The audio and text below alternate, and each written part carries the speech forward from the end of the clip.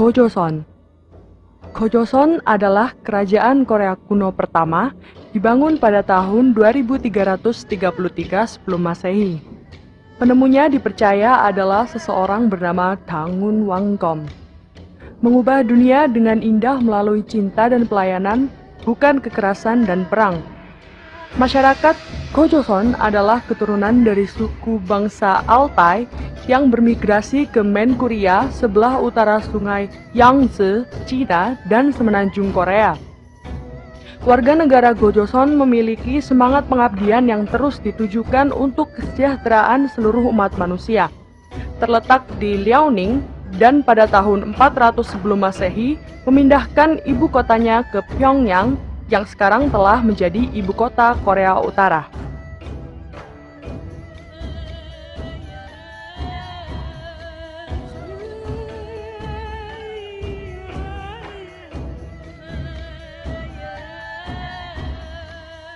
Shilla.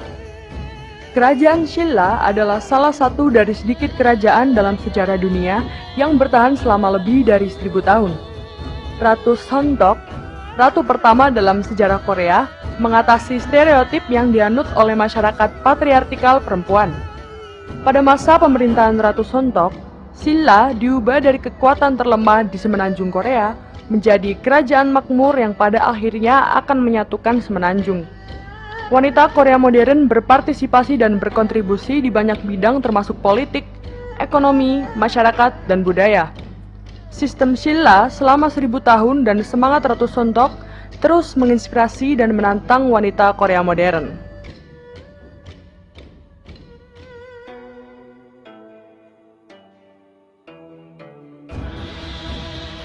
Goguryeo. Kebanggaan Goguryeo sebagai kerajaan anak langit telah membawa negara ini berkembang pesat sebagai salah satu negara paling kuat di Asia Timur abad ke-5. Impian Goguryeo adalah menjadi kerajaan yang berkembang melalui komunikasi, kolaborasi, mengulurkan tangan persahabatan dengan orang-orang di seluruh dunia. Impian Goguryeo ini terus menginspirasi Republik Korea yang sekarang menjadi salah satu pusat Asia dan pintu gerbang ke timur laut Asia di abad 21.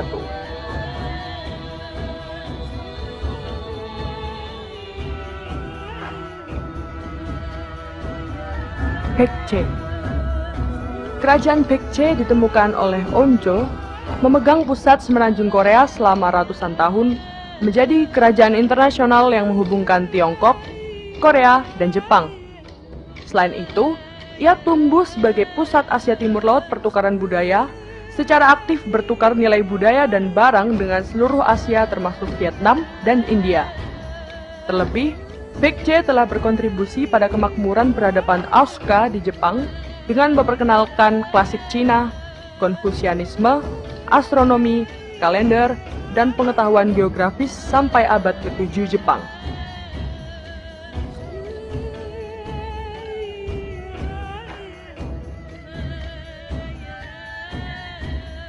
Kaya.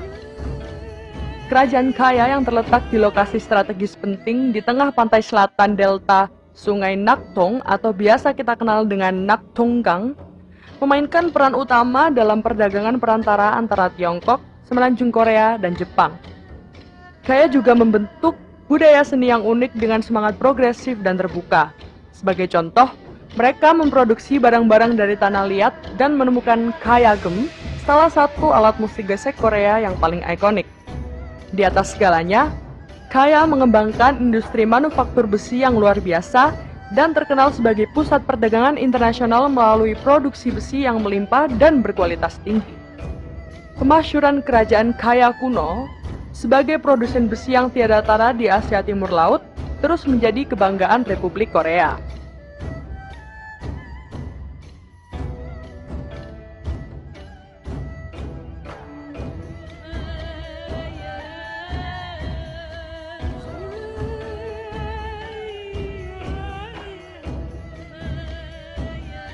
Hare.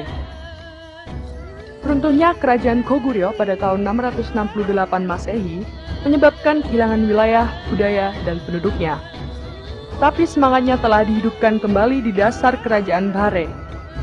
Hare juga telah mengidentifikasikan dirinya Dengan kesadaran historis yang kokoh, legitimasi sejarah, mewarisi wilayah Goguryeo dan kerajaan kuno Korea pendahulu Goguryeo. Semangat Hare telah mengakar dan menyatu dengan masyarakat Korea. Semangat ini telah memungkinkan orang-orang Korea ketika menderita dari 35 tahun pendudukan Jepang yang dipaksakan oleh ambisi imperialistik untuk terus-menerus dan mungkin menolak pemerintah Jepang yang kejam. Meskipun banyak tantangan dan kesulitan, orang Korea melanjutkan sejarah kemerdekaannya dengan mendirikan sementara pemerintahan di Shanghai, Cina, dan menciptakan tentara untuk kemerdekaan nasional melawan imperialisme Jepang.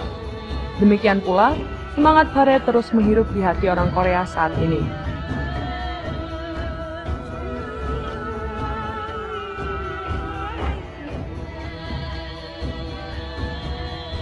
Goguryeo. Media terkemuka dunia seperti BBC, Wall Street Journal, Washington Post, dan Time Magazine menyebut pencetakan movable metal type sebagai penemuan terbesar dalam sejarah manusia yang telah mengubah kehidupan umat manusia sebagian besar dalam 1000 tahun terakhir. Pengenalan pencetakan jenis logam bergerak memungkinkan kepopuleran pengetahuan dan informasi yang lebih cepat dan lebih mudah yang sebelumnya dicegah.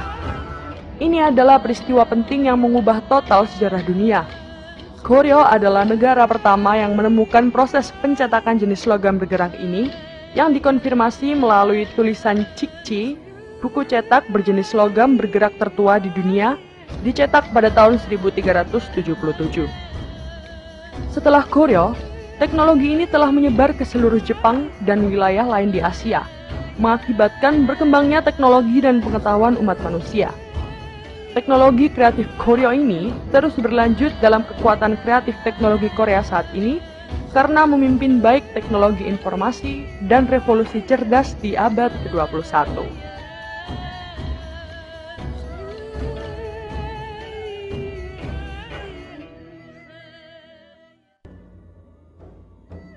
Joseon. Filosofi politik selama 500 tahun dinasti Joseon terletak pada politik Minbun yang paling menghargai rakyatnya.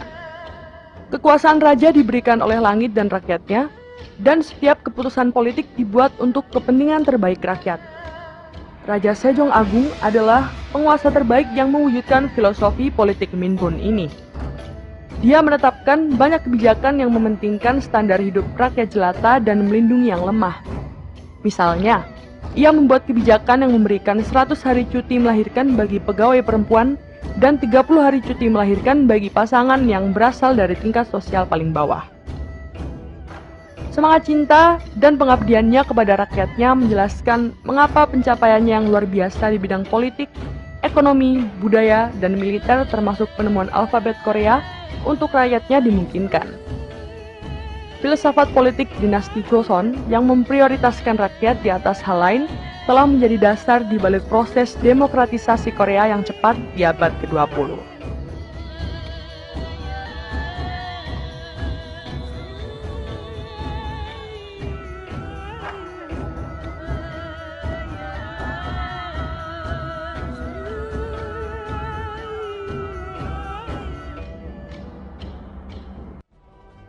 Perang Korea.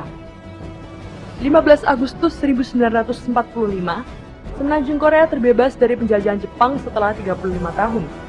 Namun, kegembiraan tersebut tidak dapat berlangsung lama. Di tengah makin intensifnya perang dingin antara negara kapitalis liberalis dan sosialis komunis, konflik seputar Semenanjung Korea juga terus meningkat. Pada tahun 1948, untuk pertama kalinya Semenanjung Korea terbagi oleh garis batas 38 derajat lintang utara, di mana kapitalis Amerika Serikat menduduki bagian selatan dan komunis Uni Soviet mengambil kendali bagian utara. Sejak saat itulah, Korea Selatan dan Korea Utara menempuh jalur yang berbeda. Bentrokan militer antara dua negara tersebut sering terjadi, dan tanda-tanda akan terjadinya perang juga terus semakin meningkat.